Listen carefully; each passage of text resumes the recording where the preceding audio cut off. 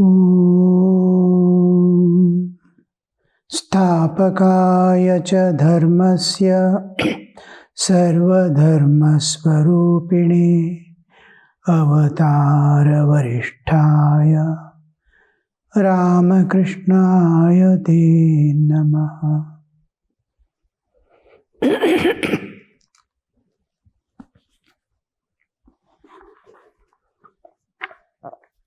We are entering into a new chapter, chapter 34, Bankim Chandra. All this we are studying with a special attention for our own spiritual evolution. Not just a story reading or something to know or to collect information or anything, but to evolve spiritually. It is like searching or making a ladder to climb up. We are using this to climb up to the ultimate goal of God realization. So we'll be dealing this subject in a slightly different way, that our eyes are fixed on the spiritual evolution, our own spiritual evolution, and of the humanity, where we can serve, how we can serve, how we can love, how we can give, how we can sacrifice, and how we can evolve. All this we are going through, keeping aside the life and story.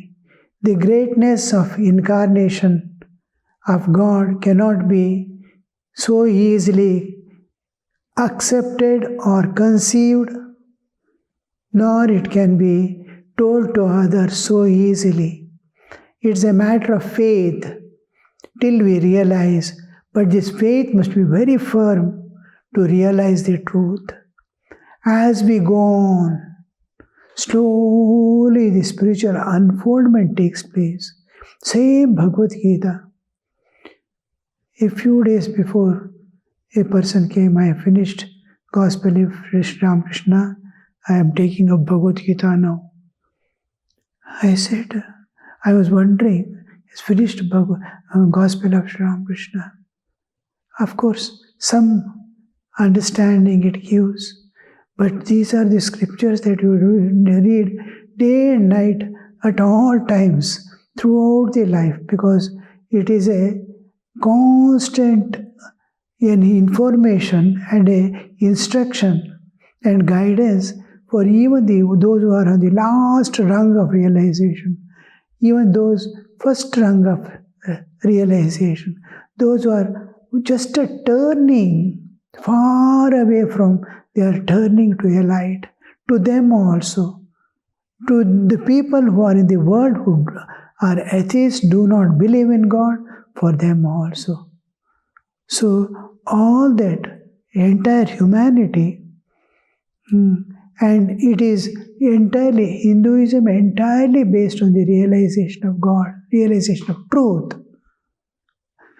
So it is not like just giving some instructions to lead a moral and a kind of relative spiritual life. In West, when the spiritual term and divine term is used, it is relative term. In Hinduism, spirituality and divinity is absolute. Apart from that, nothing exists. To that extent. Love absolute. There cannot be any other love which may compare or existing apart from it. Like the whole world, suppose now I say petroleum or gold. How much of gold is in there in the earth? Whole earth, if you dig here, there, wherever you can find mines and take out, how much reserve is there? Like that vastness, how we look at it. the treasure. And finding a small mine or something, we cannot estimate the depth and vastness of anything. But the thing is, once if you read, you get some knowledge.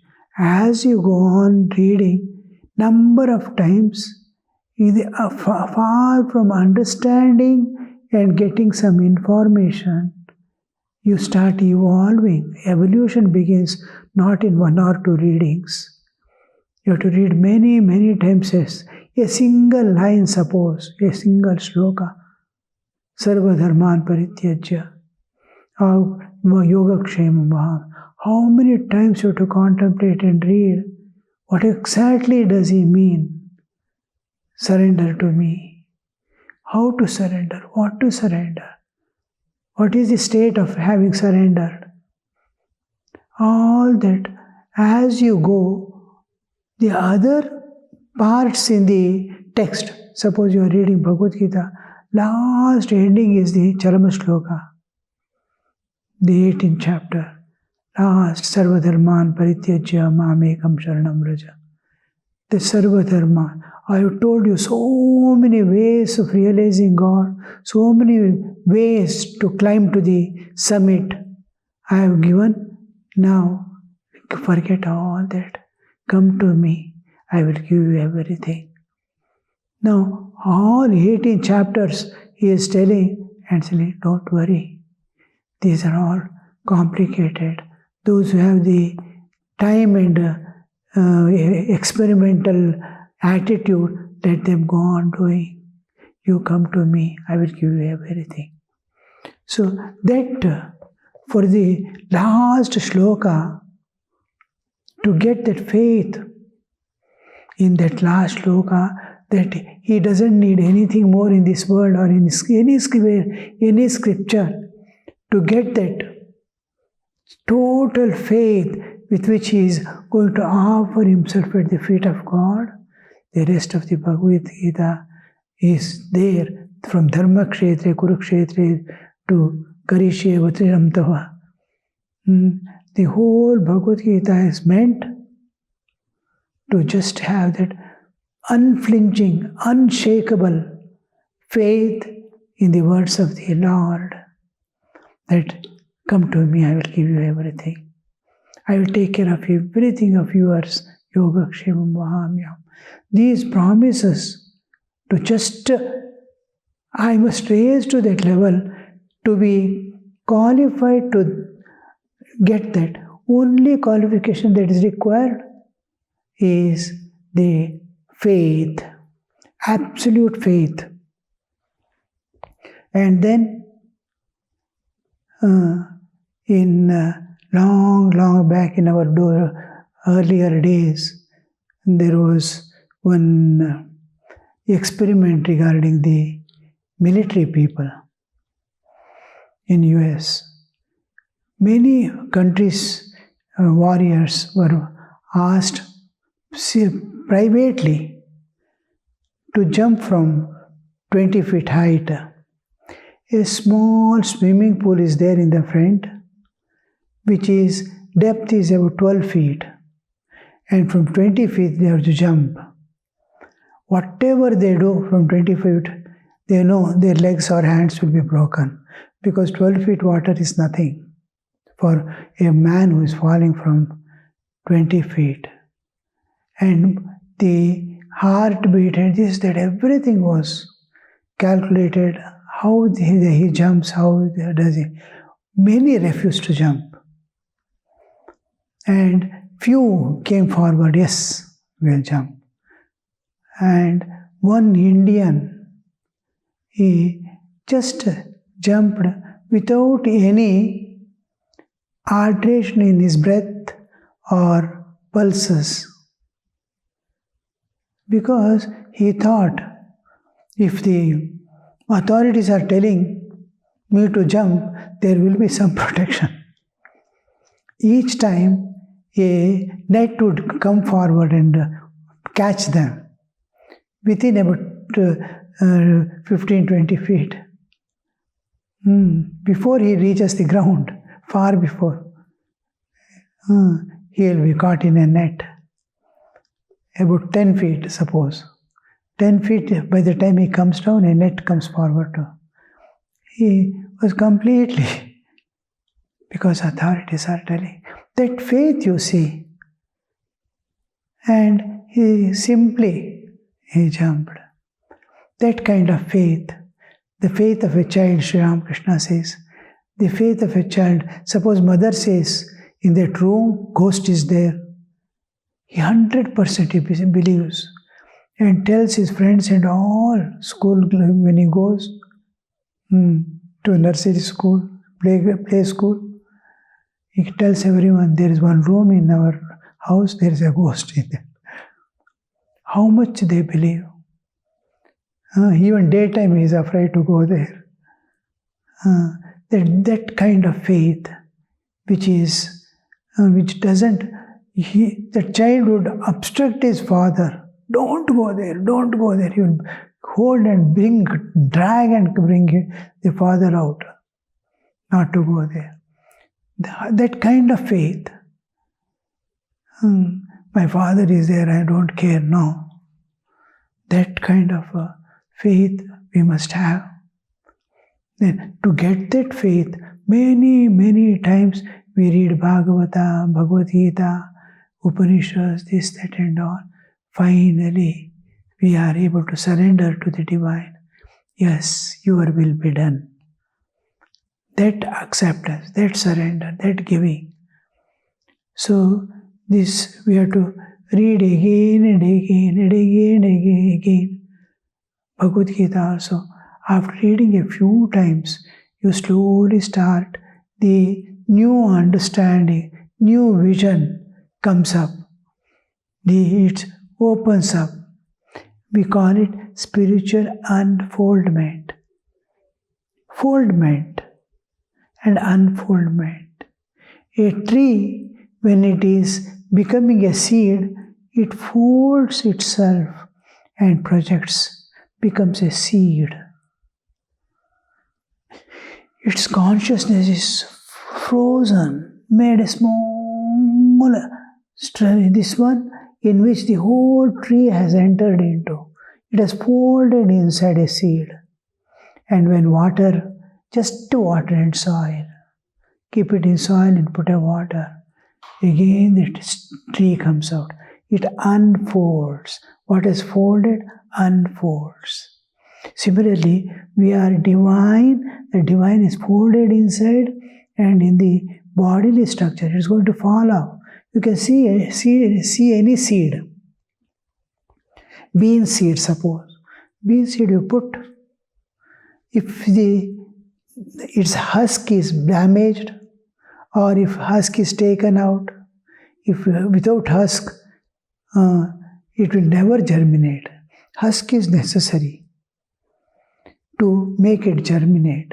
Now that husk has no purpose except to protect it. It has no other purpose. Put it in the soil and water it. It starts germinating. And germinates, and that germination is root. It touches the ground. Next day you will see it has already touched the ground and it is growing inside. Third day you see that seed itself is lifted up.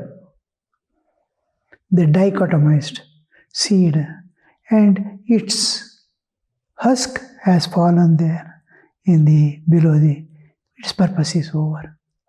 That husk was there only to make the tree stand back. Same thing with us. Our body is just that husk. It is protecting for the inner divinity to manifest. Once the inner divinity manifests, the body falls off. It has no other purpose. It has to reach the divine. Once you reach the divinity, you are attained perfection. The perfection is over. Now you are totally free. You can have any number of births, or no, or be one with the Absolute, or go on serving this world.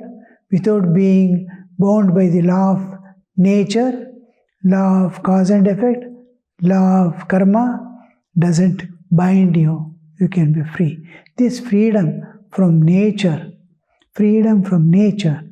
you are free from nature forever. We are in the prison house of nature.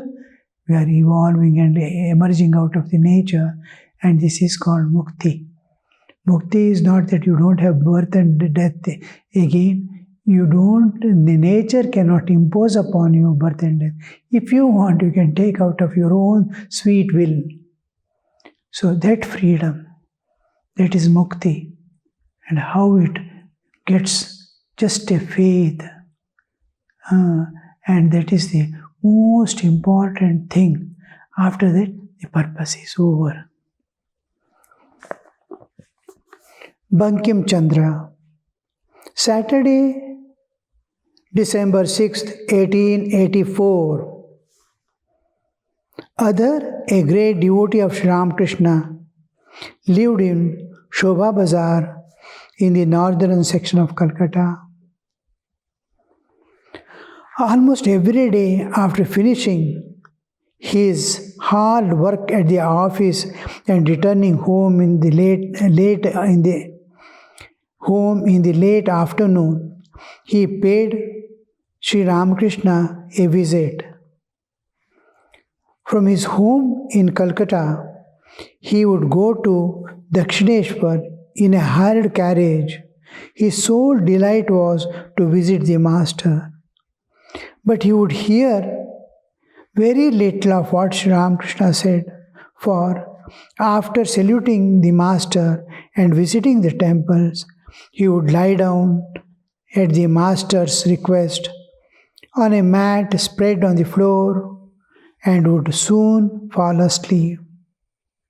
At 9 or 10 o'clock, he would be awakened to return home.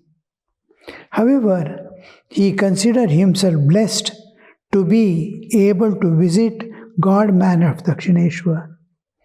How that faith, you see, and every day to visit, office is somewhere, home is somewhere, every day after the afternoon, morning work, you would hire a carriage, every day has to pay for it and come to Dakshineshwar. That he would do. And peacefully he will sleep. A little he will hear look at the master's face, that beaming with joy and bliss, that is sufficient for him. He incorporates that face of the master, that picture in his heart and sleeps off to go at night home back.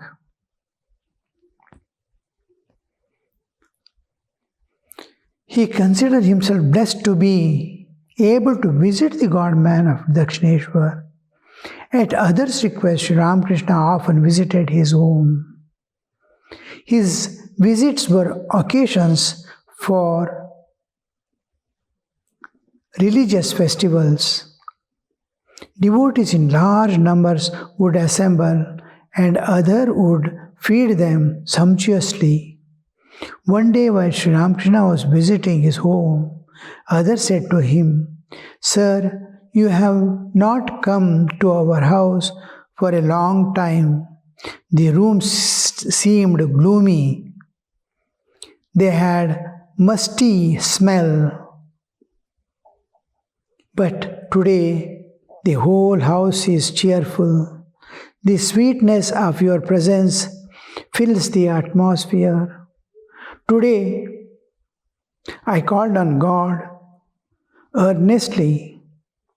I even shed tears while praying. Is that so? The master said tenderly, casting kindly glance on the disciple. This is the faith which is going to take him beyond the nature, eternal freedom. These are the small things we need in our life. The great austerities of ancient sages going to the forest, fasting, this, that, and all are. Nothing is necessary. Just a faith and a love. Sri Ramakrishna arrived at others' house with his attendants. Everyone was in joyous mood. Other had arranged a rich feast. Many strangers were present. At others' invitation, several other deputy magistrates had come. They would watch the master and judge his holiness. Among them was Bankim Chandra I, perhaps the greatest literary figure of Bengal during the latter part of the 19th century. Bankim Chandra. He was one of the creators of modern Bengali literature and wrote on social and religious subjects. Bankim was a product of the contact of India with England.